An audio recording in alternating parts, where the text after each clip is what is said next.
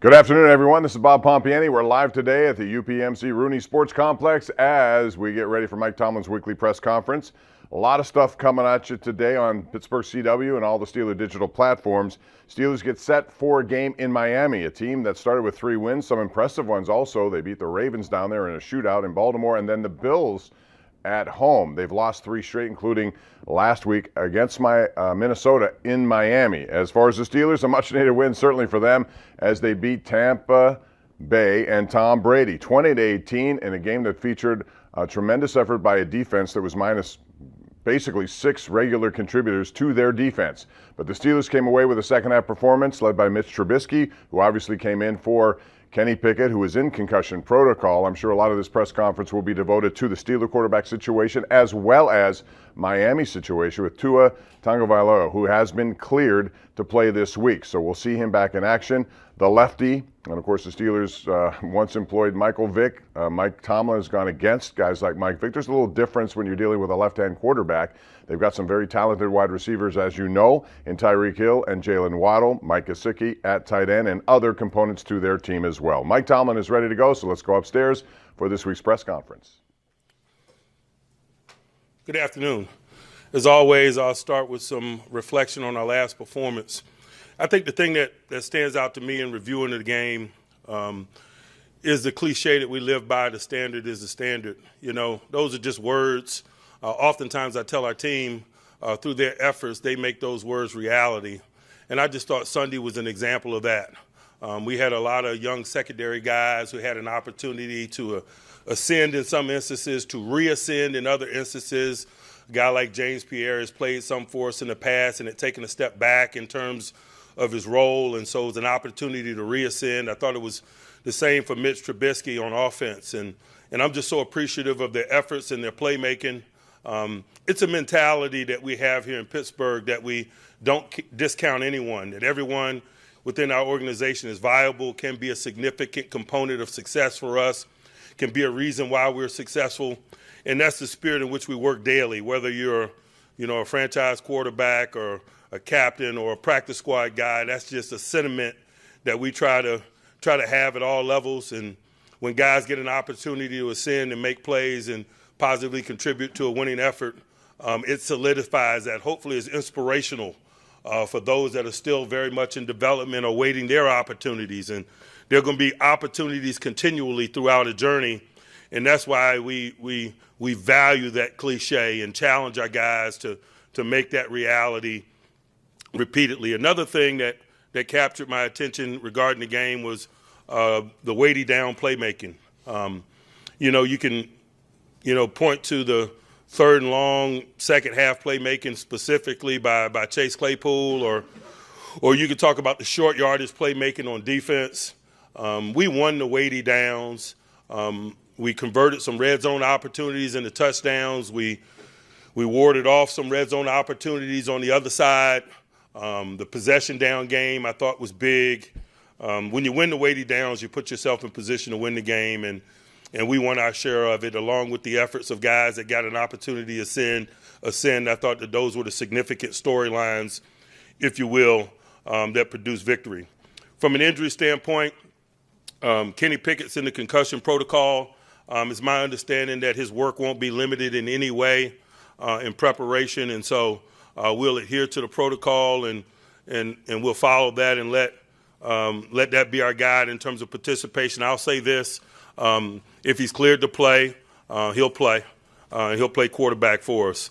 In the meanwhile, man, we'll ready ourselves. He'll be a full participant, is my understanding, tomorrow, and so we'll have him and Mitch working at the quarterback position. Steve Sims may be slowed a little bit by a hamstring that may slow him at the early portions of the week. James Daniels, an ankle. Miles Jack, an ankle. Okunjobi, a knee. Mason Cole has been in and out with that foot/ankle.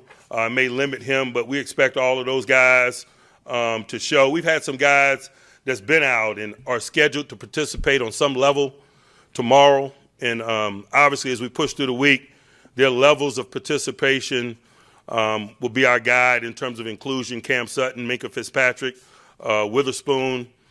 We had a couple of guys that were in the protocol who are not yet receive final clearance, but there's an anticipation there that they will.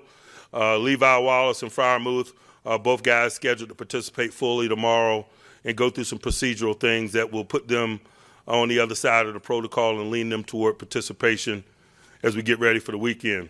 Now, from the Dolphins' perspective, I'll start with the Dolphins' defense. Man, they're an attacking group. They're a blitzing group. They do a really good job of staying close to people. They're very good at playing man-to-man. Xavier Howard is a signature guy on the back end that kind of leads that charge. Jerome Baker is an all-situation second-level linebacker. That's a good sideline-to-sideline tackler, good blitzer, good cover guy. He's really a man for all circumstances. His versatility really allows them to be multiple in terms of the fronts and things that they provide you. His athleticism allows him to do a lot of things, cover people, blitz, play underneath zones.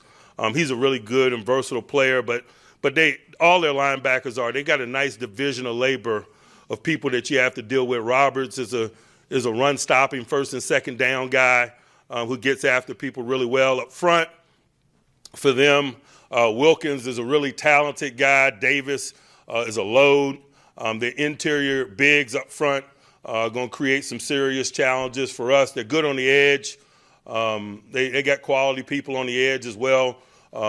Melvin Ingram obviously is a new acquisition for them and playing quite a bit for them on the edge as well. But for us, it's about minimizing negativity, and oftentimes they create negativity with a myriad of blitz packages and things that they run.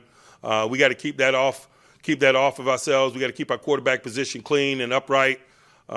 We got to keep penalties at a minimum. I just thought that was a negative a week ago. The penalty element in our offensive line set us back in some possessions, puts us behind the chains, and forget about plays. Those are possessions. When you get a holding call and you go 1st and 20 or 2nd and 20 or what have you, there's a strong likelihood you're going to lose not only that down but that possession. And so they do some things that create negativity, man. We got to be at our best to minimize it, and we got to find opportunities to make plays in the midst of that. Whenever you're in a hostile environment, prime time, maintaining possession of the ball, fluid communication, whether it's coach to player or player to player. Some of the things that happen prior to the snap offensively are going to be a challenge for us. We got to ready ourselves in that way. On the offensive side of the ball, man, they've done an awesome job of acquiring some very dangerous players. Tariq from Kansas City obviously is a vertical threat. Waddle, they drafted in the first round a couple of years ago, is a vertical threat. Gesicki at tight end is a vertical threat. They've acquired Cedric Wilson Jr. in free agency from the Dallas Cowboys, another vertical threat. They've got some talented eligibles that we have to work to minimize. They stretch the field vertically. They do so very well. Their play-action pass game is awesome. Tua is very good at turning his back to the defense and coming up throwing. He's a lefty. He's mobile. Those variables provide some challenges that are a little bit different from a preparation standpoint and make him a difficult guy to replicate in prep. So we got some challenges there. They do a running back by committee. They did in San Fran. If you think about Coach McDaniels in his time in San Fran, they've always kind of been a running back committee by committee, but it doesn't mean that they're any less effective in terms of running the football. They're good on the interior. They're good on the perimeter. Gap schemes, zone schemes. They just got a wide variety of ways in which to attack you, and I see that on tape. I know they're excited about getting the cube back into the fold. For us, though, it's just about what it was a week ago, assimilating our talent, finding out what our individual and collective strengths are, and building a plan that highlights that while we work to minimize some known variables on their side. Road game venue, hostile environment, we anticipate that and doing what's required to prepare ourselves for that. So that being said, man, I'll pause and open it up for questions if you have any, or maybe you want to talk to me about what Ryan Clark said this week. Either way, I'll give the floor to you guys now. Mike, when you talk about the weighty downs that you saw on defense and you looked at the film, what was the key for all those short yardage stops? Was it Ogunjobi, Cam, or what? We moved the front a little bit. I probably think that helped. Oftentimes when you're in short yardage circumstances in a hostile environment, it's challenging for the offense. The lack of use of cadence and some of the things that their offense had to deal with. I think it's reasonable to expect your defense to be stout in home game environments and short yardage, but don't want to slight the efforts of guys like Larry O and Cam and Wormley. They did a good job of winning the blades of grass battle up front. As you watch the tape, what did you like from Mitch in that fourth quarter? What was he doing better? This is aggressive pursuit of victory. Mike, when you look at the quarterback situation for Sunday, I know you said Kenny will play if he's cleared to play. Just what went into the decision to stick with Kenny, especially after the way that Mitch came in and played in relief? It's really just not a lot to talk about. We're not going to blow in the wind. We're going to be somewhat steady. I've been consistent in my messaging regarding decision-making in that position. I think it helps those that are playing. I think it helps the team in terms of who to follow, and we're not going to flip the script now. With somebody in concussion protocol, no matter the position, do you have to get, and if he's able to practice, you have to get the backup more snaps just in case? It just depends on what they've been cleared to do from a participation standpoint. Oftentimes someone's in the protocol and they've got complete clearance in terms of full participation, and so you let them participate. Sometimes it's limited, and you limit their participation. When it's limited, obviously it provides additional opportunities or reps for others. And so he's been given full clearance from a participation standpoint relative to his position, and so he'll take all of his reps tomorrow unless something changes. Mike, given all that's happened with the league involving concussions recently with Tua and so on, who ultimately makes the final call? Is it an independent guy from the league or your team of doctors here? We feel extremely comfortable about our medical experts in that area, and I've been consistent in my messaging in that regard, and it has no bearing on what's been transpiring with the Joneses or other people around the National Football League. We just feel real good about our expertise. I mean, people from all over the world in football and other sport entities come to Pittsburgh to see our people. And so we'll continue to lean on their expertise and follow their lead from a decision-making standpoint. And the things that are going on currently has little bearing on my mentality in that regard. I just got that level of confidence in our people and what we do. Mike, you were pretty adamant about your guys wearing the Guardian caps in preseason and training camp, and you've had them wearing them for padded practices. Just what about that technology and that addition just makes you be so committed to continuing to wear it? Again, I was very clear at the outset of this journey in that regard. When the medical experts' opinions regarding its effectiveness changed, then so did my attitude. They talk definitively now about the reduction of concussion risk for those that wear them, and when both parties are wearing them, it doubles the reduction risk. And so when we got definitive information by medical experts, I didn't go to med school, I followed their lead, and I coach football. Could you see a situation where Guardian caps become standard use in game? Would that be something that I'm not going to speculate. I'm going to stay focused on this week's challenge, the Miami Dolphins. I'll let you guys kick that around. Mike, does the defensive approach change a little bit with the state of the league right now when it comes to concussions? Does not from our standpoint. We talk about what we're allowed to do. We coach details. We coach these guys to be aggressive and play fast and fluid, and I don't know that that'll ever change based on how the game might be officiated or points of emphasis or initiatives. Mike, you talked about simplifying, the need to simplify things last week. Obviously, on the back end, with so many new guys, I assume that you might have had to do it anyway. Is there anything from that performance you can carry forward? I mean, is it just maybe we don't need to be intricate, we should just stick to what we do? I think every time you step into a stadium, you learn something about yourself, whether it's division of labor, use of people, or schematics. And if you're smart, you utilize that information moving forward for good. You mentioned at the outset of your comments the reascension of Pierre, the ascension of some other guys like for Wilson and Riley and Jackson. Did they do enough to maybe put themselves in the conversation for future usage, more usage when these players come back healthy? I think their individual and collective efforts is an asset to them and us moving forward. We'll make week-to-week decisions based on who we utilize, based on the people that are available to us, and the matchup component and what gives us the best chance to win. It's great to have viable guys. It's great for guys to prove that they're viable. We'll see where that leads us. Like a lot of the guys we talked to in the locker room after the game said it was a true team win. It really felt like a true team win. How do you tangibly build on that going into this week? By winning again. And so there's nothing we can do about it today or even tomorrow or Thursday and so forth. We have good work days, good urgency, build a plan, and then step into a stadium on Sunday night and make that plan reality. Mike, I'm curious with Minka returning to Miami, just when was he a guy that first entered your radar? What was it about his skill set that was so appealing? Man, when he's at Tuscaloosa, but we realized that we didn't have a draft pick high enough to seriously consider him. But it didn't stop me from going to Tuscaloosa twice that year and kind of getting to know him. But that probably helped us in terms of making a quick decision about being interested in him. And that's why oftentimes in draft prep, we do our due diligence, whether something is realistic or not in terms of us being in position to do business with someone. He's just a quality player through and through on all levels. He's a professional. He can make plays anywhere you put him. He loves football. He's a good teammate. How much were you personally involved in the decision to trade for him? I mean, I'm involved in all our major decisions. I'm not going to, get too deep into that. I don't know what you're looking for there, to be quite honest with you. There's still the decisions. We make collective decisions, and we stand by them as a collective. What went into Terrell Edmonds' day against the Buccaneers? He led you guys in tackles, and he was the main veteran of the secondary to carry over. He was productive. We got him down around the line of scrimmage some. Being the only veteran in the group, I can't say enough about what he was able to do in terms of holding that group together on the field, doing a good job of communicating formally and informally. But I'd be remiss if I didn't, acknowledge that Trey Norwood is a unique communicator for a backup. He's a sharp guy.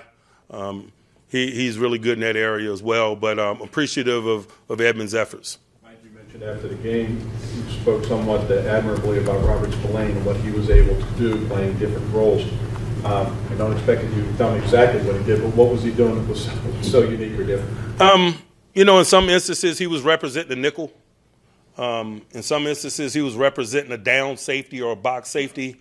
I live by the philosophy, when you got red paint, you paint your barn red. You guys hear me make that cliche all the time. And what it means is, if we have unusual depth at a position, then we need to create schematics to highlight that depth. If we're thin at another position, we better create some schematics that minimize that lack of depth. And so we were running short in the secondary. We had all our regulars at inside linebacker. And so in some instances, through schematics, Robert was playing nickel. In some instances, he was playing box safety. And his versatility and the depth at that position allowed that to happen. And we're appreciative of his contributions. Mike, what allows him to be able to do that? He's a smart guy. Looking back at the film, obviously Devin Bush had the really, really pivotal play on the knocking the pass over the two-point conversion. What did his performance look like? I'm sorry? What did Devin Bush's performance look like to you looking back at the film? Man, I thought his performance was really solid. I think it's been really solid and on the upswing all year.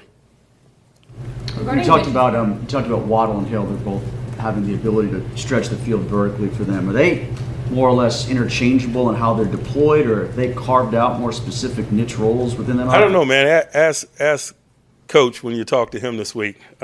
Still at the point of development of our plan where we're trying to gain an understanding of how they divide the labor up and what it all means. It's just still too early in the week to answer that probably appropriately at this juncture. We got so many hours ahead of us in terms of getting to familiarize ourselves with those guys, not only because they're a non-division opponent, but as you mentioned, some of those guys are new to that environment. They got a new coaching staff, and so, we better familiarize ourselves before we speak too quickly. Mike, would you say when you looked at your defense's performance, they were communicating, they were playing aggressively, was a big part of that also them not having as much of a workload compared to some games where they're coming off games where they're playing 80 to 100 snaps? A defense has no bearing or control over how they get on the field. They got all the control of how they get off the field. That's the mindset that we instill in Pittsburgh. And so I don't care if they're playing 85, 90 snaps like they played week one and they played well, or they played a limited number of snaps. The number of snaps is irrelevant. How they get on the field is irrelevant. They got all the control of how they get off the field. That's the mindset that we live by. Like a win against Tom Brady in most instances would feel like a statement win. Did it feel like a statement win out there on Sunday? Like I told you guys before we stepped into that stadium, we'll be sometime working to get this stench off of us. It's not one good plan. It's not one good game. It's not one win. And I remain by that statement. I noticed you mentioned in your post-game press conference there, you mentioned the term in the state that we're in a few times. How would you describe the state this team is in? You guys tell me. We're in 2-4 team trying to get right. And so we're doing what's appropriate. And we have an appropriate mindset. Is there something that stands out to you about the progression of Tua in his time in the NFL that's led to the success this year? Not really, man. He's a non-division guy. This is the first time I've seen him. And so I don't probably have that perspective that I might have with someone that I've been in the stadium with before or as a division opponent and things of that nature. How much of a resource can Brian Flores be then, given his history with the Dolphins? I'll say this regarding Coach Flores, because I know you guys are going to make it a storyline all week. It is a useful resource, but in the coaching profession, we all feel it's overblown, to be quite honest with you. It's not about what coaches know. It's about what coaches can convey to players, and it's about what players can recall in an instant in the moment before a ball snaps. And so oftentimes you can sit around a classroom and a coach can provide quality insight and a player can nod in agreement. Yeah, I see that and understand that. But the minute they get on their feet and the bullets are about to start flying or a snap is imminent, those things become less relevant. And so I understand what you mean when you ask that, but we got to put together a good plan. Our players got to understand the plan. They got to go out and execute the plan, and very little of that has to do with where Coach Flores worked last year or his intimate knowledge of members of their football team, et cetera. This is a small fraternity, particularly at this level. Those storylines exist every week, and that's just our mentality regarding them. You mentioned that a lot of it comes to do with how he can convey things to players and how players recall it. Just through to this point, how have you seen him be able to communicate what's his style and how are players receptive to that and translating it into the game? He's a quality coach. He's a great communicator. You don't ascend in the business the way he has without having certain tools, and he has consistently displayed those tools since he's been here. But again, I don't think any of us are surprised by that. That's why we had so much excitement when we had an opportunity to acquire him. Mike, because he works with the inside linebackers, is a lot of what you did with Spillane because of Brian? No, I mean, a lot of it's because Spillane's smart.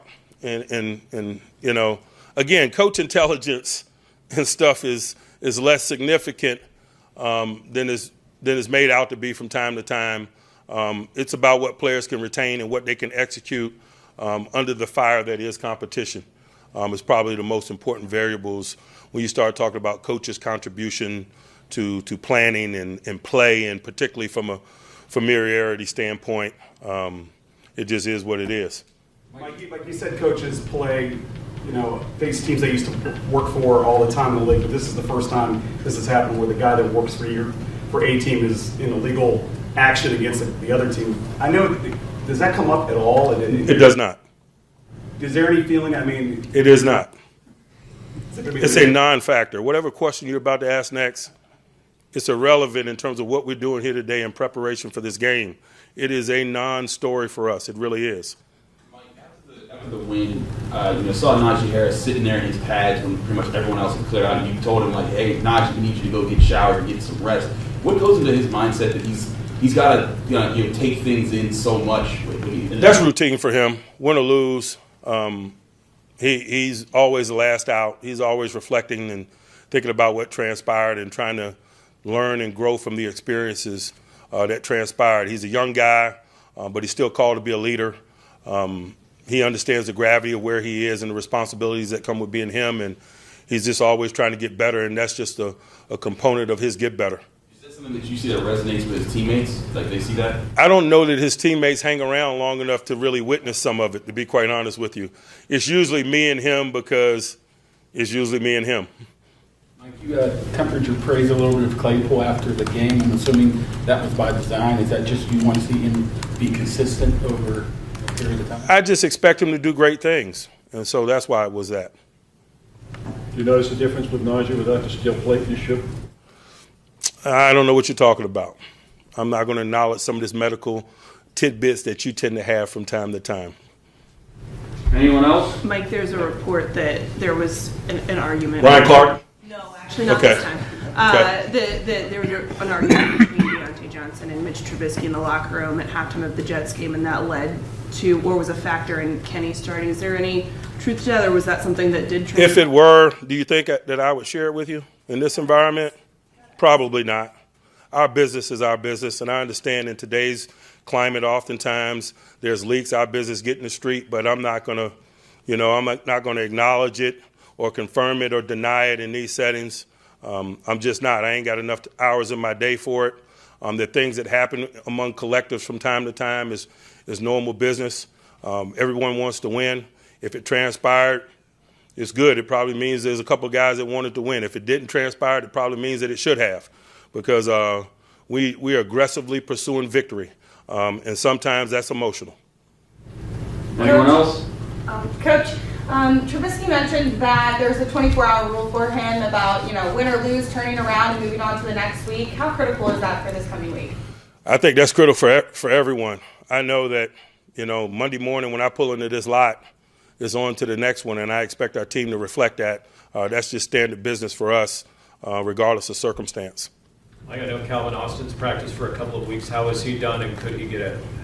I thought he improved a little bit last week. He knocked a little bit more of the rust off. We'll see what this week holds. We still got a little bit of time there in terms of making a determining factor about his inclusion. Anyone else? All right. Great, thanks.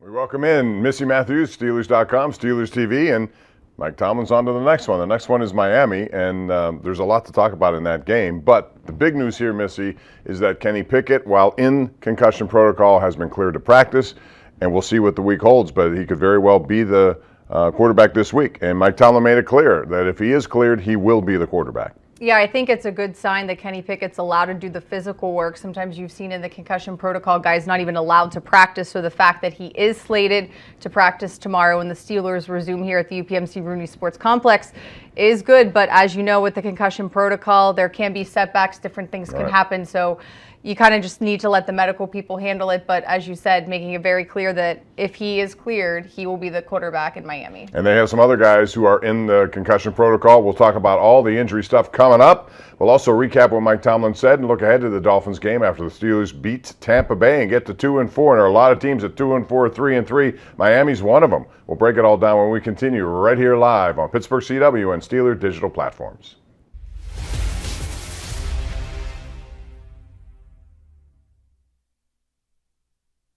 Want to get gear direct from the team? Shop all things black and gold at the official Steelers Pro Shop located on the North Shore. Get the latest sideline apparel and hats, jerseys of your favorite players, authentic memorabilia, custom gear, and exclusives you can only find here. Don't forget, you aren't game day ready without a terrible towel. The Steelers Pro Shop has everything you need to be a part of the legendary Steelers Nation. Come experience the legendary shopping environment or shop online at shop.steelers.com. How did it feel that the offense was actually able to close this one out? Man, it felt good, man. Today, actually, during warm-ups, they was playing Little Baby, and I was just like, today gonna be a good day. And, we came out, we seen first drive, the tempo we had, just, everybody working as one, moving the ball, we converting third downs, making those tough catches down the field, helping out the quarterbacks, and that's what we got to continue to do. I mean, I'm happy we got the W, but there's still a lot of more work to do. After 4 straight losses and some frustrating performances out there, what does this do for the morale of this team in this locker room? Obviously, it feels a lot different walking in here. It gives us confidence that we already had, but it just boosted a little more. Just to keep going, and we're just gonna keep our heads down and just keep working. We're not gonna say too much because like I said, there's still a lot of more work to do. And we got the win, and that's all that matters right now. We've heard this a lot from you guys kind of in the locker room today, but how much of a team win was today for you guys? It was a big team win. You got a lot of guys on the defense that's down and next man up for those guys. And those guys that stepped up, they had a big role, and I feel like they played their ass off, and it showed. They made those key plays on those third downs that we needed. And they're just going to continue to get better. And I feel like just as a whole team, the win, everybody played as one, and that's all you got to keep doing. I guess the good thing, the way that Mitch played when he came in, it seemed like he was really aggressive, especially there in the fourth. You seen how he was hungry. I feel like he was playing like he had something to prove. He did that. He had a lot on his shoulders, and he didn't let nothing shake him when the crowd was making noises or whatnot, trying to keep his head in there. Don't listen to the crowd or whatnot. Just stay in the game and stay poised when you're in the pocket or whatnot. And he showed that. We heard from a lot of players saying they're playing happy out there, which maybe not expected given the team's record and the losing streak coming in. I mean, how are you guys able to stay happy and loose out there? Man, we just want to get things going in the right step. Offense, we've been harping on this whole week, starting fast. This place is juiced up.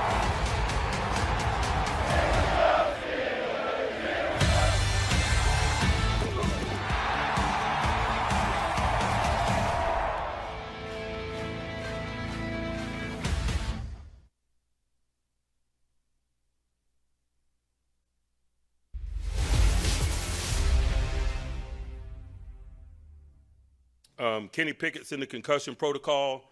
It's my understanding that his work won't be limited in any way in preparation, and so we'll adhere to the protocol and we'll follow that and let that be our guide in terms of participation. I'll say this: if he's cleared to play, he'll play.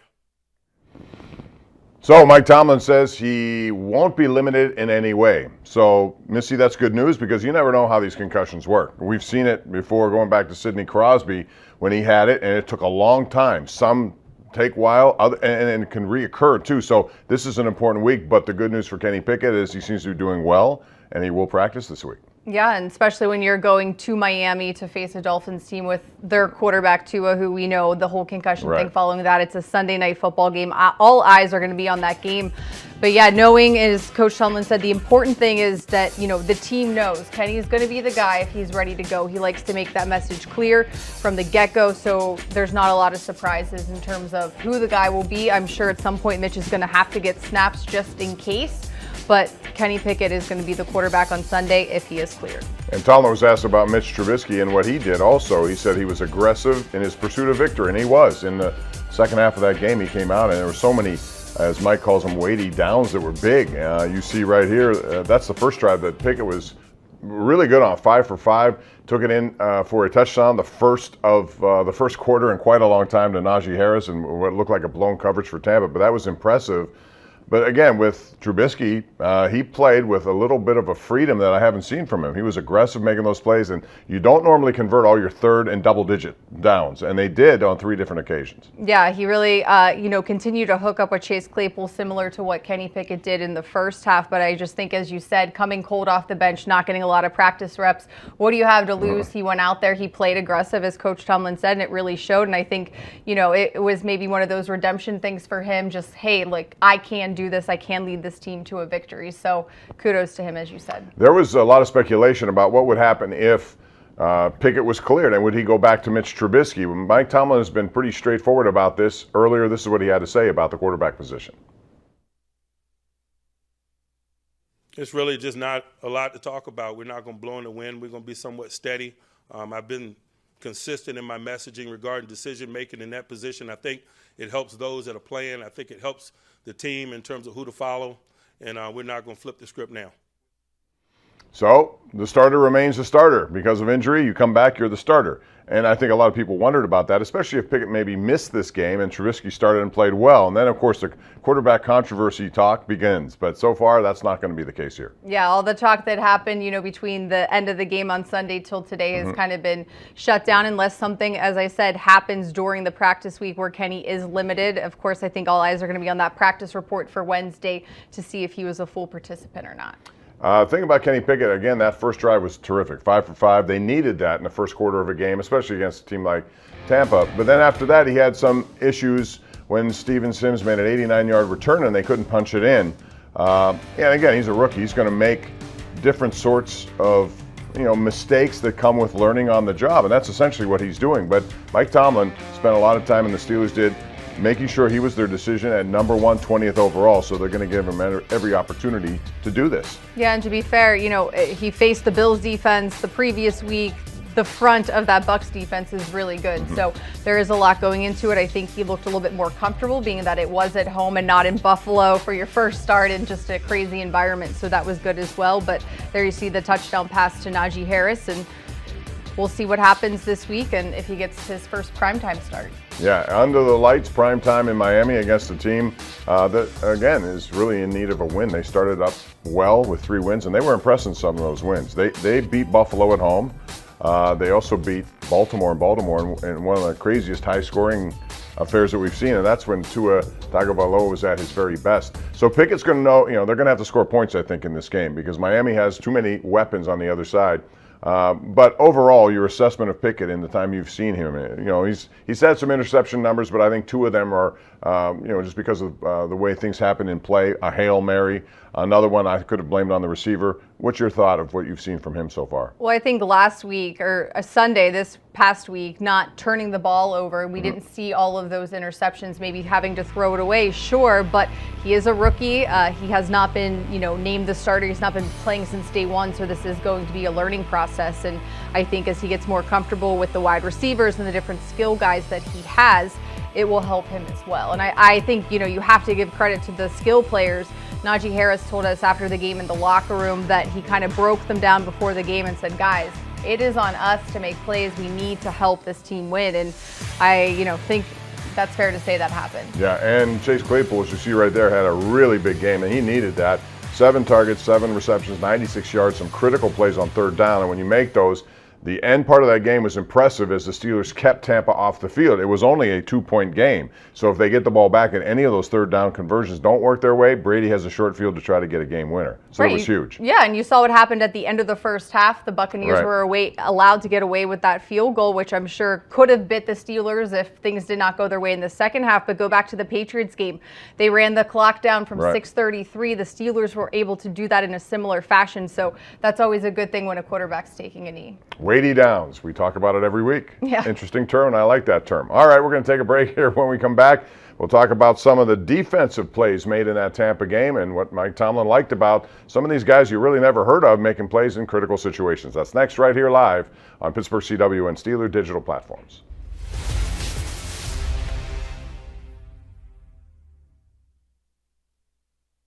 Game starts at 20, best slip is empty. I gotta call KG. KG, what up? I got nothing for you, Fox. Ah, come on. Jalen. You want to tell? Yeah. Don't call somebody on live TV. Well, you answered. I have other friends anyway. Marshawn, Barry. Listen, I need some tips. I like LA. LA? No, Dallas. That's Dallas. Dallas not Dallas? the best. We gotta get to Miami. How about Detroit? Nah, Barry over there. You know what? I'm gonna call y'all right back. Good message. I got a tip for you. Always go with your gut. I like that. Let's go with our gut. How much of a team win was it today for you guys? Just knowing what you had on defense because we were due on offense, Kenny going out. What was the start of the question? Remember. It's okay. How much of a team win was this for you guys? Oh, it was awesome. The defensive secondary was pretty beat up. We had a lot of guys step in, and it's that next man mentality that we kind of got to ride with this season. So it was awesome. Defense really helped us out because they gave us comfort knowing that, we had time. We didn't have to rush things. We could play our game. And they stood on their heads. So. Chase, when Mitch came in, what was clicking for you guys that got you guys so many big plays? It's that Mitch started the season with us, so we had that confidence in him, that timing with him. So it wasn't like we had to figure things out. We were calling the same plays. And hats off to him because he was very poised and he did his thing. Chase, what was the urgency when you got the ball back 4 and 30 something left? Yeah, especially with Tom on the other side. We couldn't play safe. We had to go try to score. That was the mentality. We couldn't run the clock out. They had too many timeouts. So that was kind of our mindset. And the second one wasn't designed for you. Was that a just? It was a scramble play. Mitch made a great play. It was awesome. Yeah. For a couple of those third downs that you caught the ball short of the sticks and weren't going to be denied. Yeah. No, I want to be the guy who can be counted on in those situations. So anytime I get an opportunity, it's an honor to make those plays, I guess, or have the opportunity to. How bad did this offense want to finish this game? Oh, that's what we were talking about in the huddle. We weren't playing safe. We weren't playing keep away. We were playing to win the game, to score another time. Should we call it third and Claypool? That has a ring to it. To me, yeah. Sounds good. Walk us through that scramble. What did you know where you were on the field? I knew where it was. I wish I stayed in, but I knew where I was on the field. Didn't see the ball, but Mitch put it in the perfect spot. So. Welcome back to Ford Truck Talk. Today we're looking at the new F-150. The official truck of the Pittsburgh Steelers. Wow, did you see that lane change? Another smooth play by the F-150 with great execution of that parallel park job. Absolutely stunning. Newcomers take note. And now you too can win this Ford F-150. Professional, show-stopping, built Ford tough. But we shouldn't expect anything else from the best-selling trucks in Pittsburgh.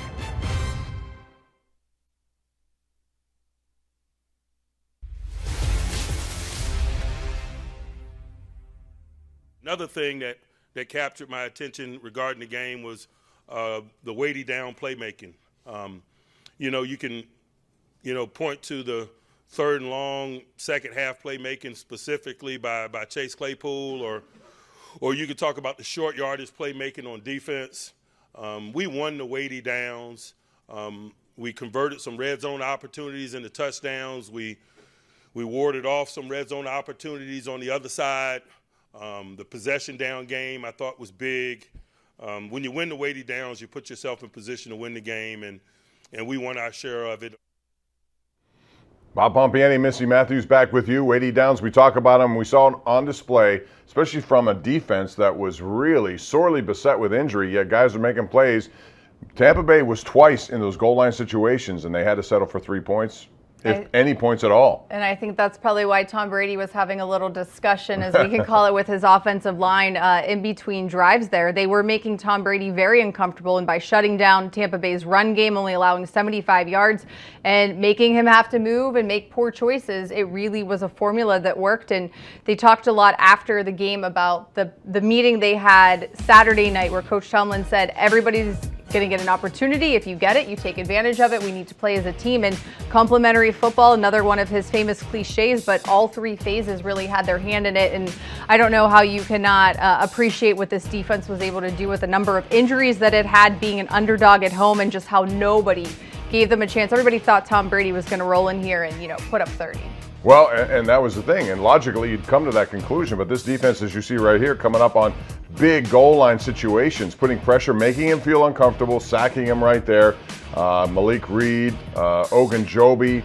And I think you mentioned this, Missy, the run game, because the Steelers have had problems stopping a run game. Mm-hmm. Tampa came into this with not a very good run game, and I'm sure they were licking their chops thinking, okay, this is how to get our run game correct against this team, which has given up. They really buckled down. Ogunjobi, Hayward, all the guys. Loudermilk got a chance to play and made a difference in this game. Yeah, the interior pressure for sure. And when you look at Leonard Fournette, just standing on the sideline, he's big, but when you see him in person, you're like, man. And Larry Ogunjobi, the tackle for loss, just what he was able to do. He played hurt. Miles Jack also, those were just guys that did not want to leave the game. I think they had things humming and working together, and it was a collective effort, and it certainly worked. And one of the guys in that defensive backfield who really was the veteran of the group, because if you looked at who was around him, guys who just on the practice squad just came in here and they had to play. Guys like Josh Jackson, guys like Quincy Wilson, but Terrell Edmonds really played well. And I've often said, and I told this to Coach before we did our show, that because he was a first-round pick, people have different expectations for first-round picks. But if he were a second, third, or fourth round pick, you'd be just talking about, man, this guy has been a tremendous bargain for the Steelers. He's been consistent ever since he's been here. Yeah, he plays so well with Minka Fitzpatrick, who they did not have, but he was that hub of communication, as Coach Tomlin said, and they simplified things but did a good job disguising and confusing Brady with the fact that they had so many new guys that were working together. And Terrell's one of those guys that can help set people, tell them where to go, and remind them what's happening. And Coach said, he had a cool, calm voice. I don't know how that works, when you're trying to tell people what to do, but it worked. And he also gave credit to Trey Norwood, another guy who has had playing time but had a major role on Sunday. Another one who has that street smarts and knows the playbook and can help as well. Yeah, Arthur Millette played well, but here's Mike Tomlin talking about Terrell Edmonds and just what he means to this defensive secondary. He was productive. We got him down around the line of scrimmage some. Being the only veteran in the group, I can't say enough about what he was able to do in terms of holding that group together on the field, doing a good job of communicating formally and informally.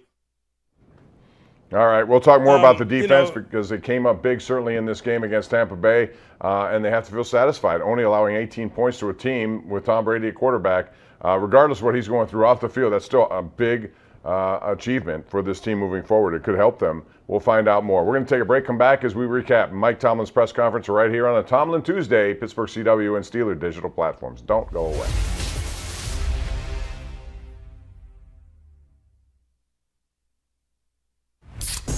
By the time this Steelers fan is finished drinking his Pepsi, you'll be 15 seconds closer to game time. Steelers watching. Better with Pepsi. I'm sure you've been asked this, but how fired up were you when you got to Tom Brady there? Man, it's huge, man. it's just waiting for the opportunity to break through. You know what I mean? And I have high expectations for myself, so to be able to come through at that time was huge, and I'm glad I could be there for my team. How much of a team victory was this today? It's huge, man. It's huge because it's the next one. You know what I'm saying? It was the one today, and we had to take care of business. We know we was coming in with our heads down, ready to work. We'll do whatever it takes to be successful and win. So we're going to learn from this one. I mean, embrace it, be glad, that we won the game, but learn from it and be ready for the Dolphins next week. I know there's been a lot of talk about playing a complementary game, both sides of the ball, and of course special teams. Do you guys feel like you accomplished that today? Yeah, I feel like we took a lot of steps towards that. You know what I mean? And you have to do that to be successful in the league and to be, a good team, working towards a great team. You know what I'm saying? So I feel like we definitely did a good job of that. And you know what I'm saying? And still things we could have did better. So, we're just looking forward to working on those things and building upon the things we did well. I know obviously you guys on defense aren't paying too much attention to what's happening on offense, but when they're kind of sustaining that late game drive there and keeping you guys off the field, what does that say about what they were able to do? Did you see any of Claypool's catches, any of the... Yeah. That's go ahead. No, obviously, go ahead. No, that's huge. That's huge. And that's some of that complementary football that you're talking about. That's a 4-minute offense. You know what I'm saying? And that's something that, like you said, in the league you need. You know what I mean? We have a lead, you know what I'm saying? Been holding them down a lot during the game, and for the offense to break through and get those first downs, those conversions, that's huge for our team. You know what I mean? And it takes everybody. It takes, you said, offense, defense, special teams, all of us to win a game. 3 stops in the red zone in the first half. That's big. That's big, especially against Tom Brady. That's something to be proud of. With what you guys didn't have defensively, no Minka, your top 3 corners down, I mean, what can you say about those guys that had to step up? I know you have the next man up mentality, but they're kind of really... Yes, sir. Yes, sir. But that was big for you guys today, obviously. Nah, definitely. It was a team effort. We started off high, got them a short field, offense came down, scored. So I felt like we collectively played great as a team. It wasn't one specific group or anybody. Special teams, Stevie took one back. So everybody made big plays, and we looked up and we won the game at the end. This place is juiced up.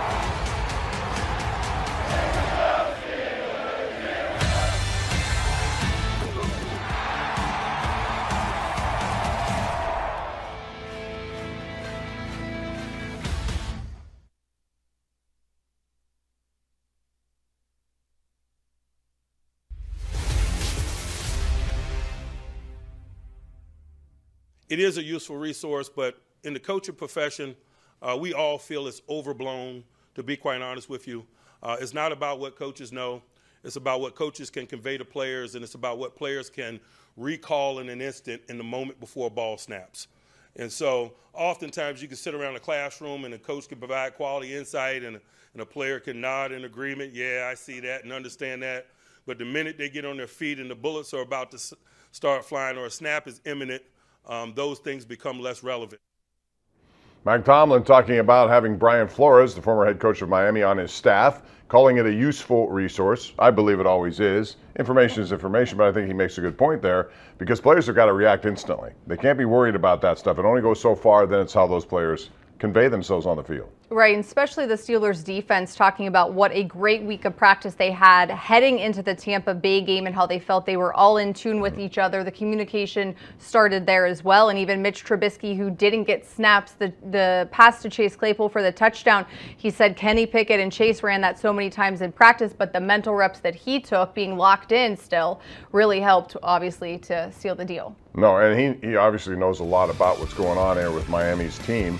So you can use that to your advantage. Mitch Trubisky in the second half, you're watching him in action.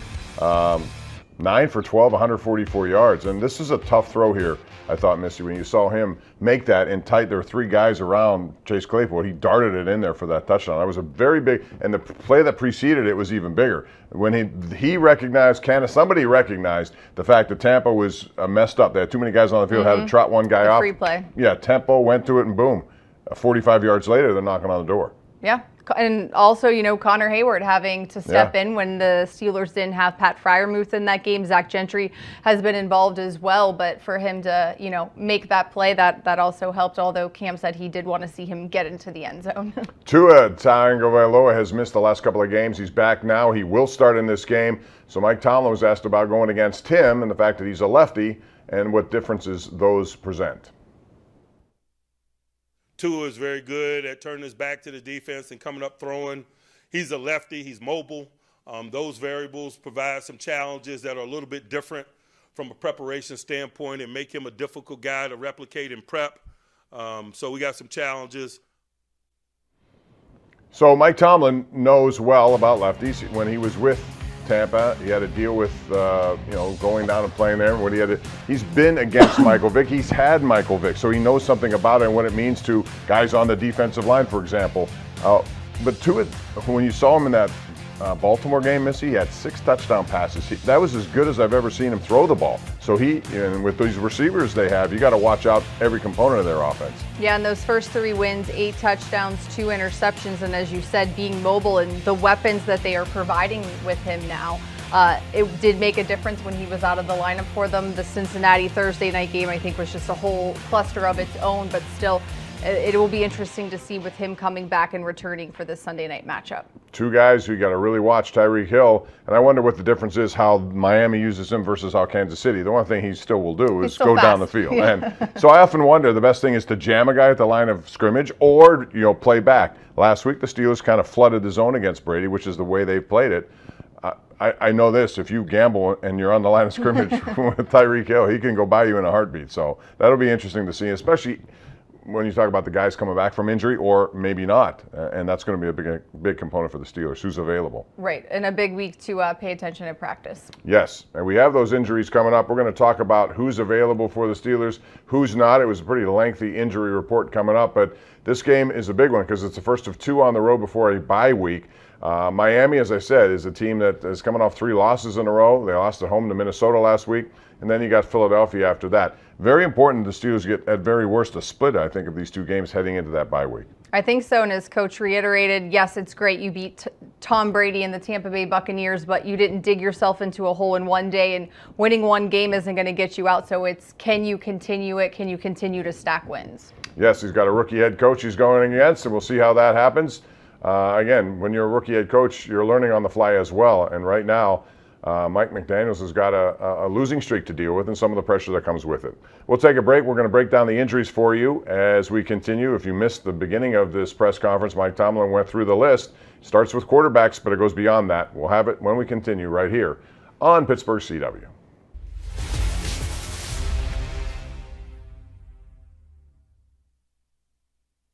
For over 30 years, Steelers Digest has been delivering black and gold news to your doorstep. Photography, game recaps, opinion, and statistics presented in a colorful, easy-to-read format. Don't miss another issue. Subscribe today at Steelers-Digest.com. What does it feel like getting a sack on Tom Brady, first of all? That's pretty cool. That's one that I definitely marked, in the season, beginning of the calendar. So I'm just proud of everybody. We played a great team game today. We got a great team win. Did a good job rushing up front, and the back end did a great job of holding it down. It was just a great team win. That's kind of what we've heard from all of you guys. All you're saying, it really wasn't just the offense or the defense. It was all of you guys. Yeah. What does that say, too, about this team's resiliency, especially coming off last week? I think it just shows a lot. I think, after last week, I remember saying, it'll show a lot about us, how we respond in the face of adversity. It'll show a lot about our character and just who we are as a team. And I think, it showed. We're a resilient team. We're just going to keep fighting always. What's it like for you guys on the defense to see your offense close this game out the way they were able to? It was awesome, but we know those guys are playmakers, and to see them make those plays and chasing them, we knew it. And seeing it was an amazing drive for them to close it out, and so it was awesome. How did it feel to have those 2 big returns today? It felt good, real good, honestly. It's been a long time coming, for real. What worked? Just trusting it and hitting it. The guys up front were blocking well. We had a little penetration on a couple returns before, but, we got on the sideline, we spoke about it, and we said, no more. Give me a lane, I'm going to hit it. And came out after halftime and had a big play. Could you feel the spark that it provided? Yeah, I felt it. It's fun. It's just fun. I felt the spark, and I wanted to just keep going. I knew once I made that play, we still had a whole lot of football to left, and we playing Tom Brady, so it's never over until it's 0-0. Special teams, offense, defense, everything seemed to work well. Is this what you guys envision moving forward? Yes, ma'am. Playing complementary football is that was the plan all week. Everybody helping out, and special teams, especially making plays, flipping the field. We knew we had return yards out there today that we could get, and we capitalized on it. So we came out with a W. What coach tell you after the game? Good job with your crazy self. He called me crazy. He said I'm full of energy, but he said I'm crazy, and I was just like, man, coach, I'm here.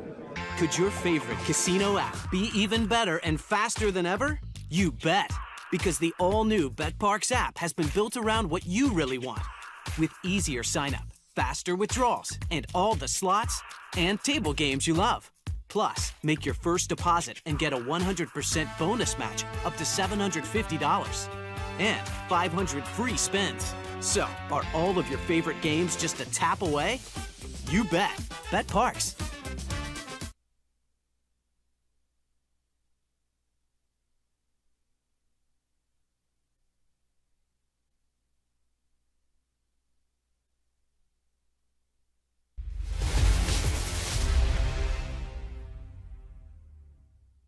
We've had some guys that's been out and are scheduled to participate on some level tomorrow. And obviously, as we push through the week, their levels of participation will be our guide in terms of inclusion. Cam Sutton, Minkah Fitzpatrick, Witherspoon.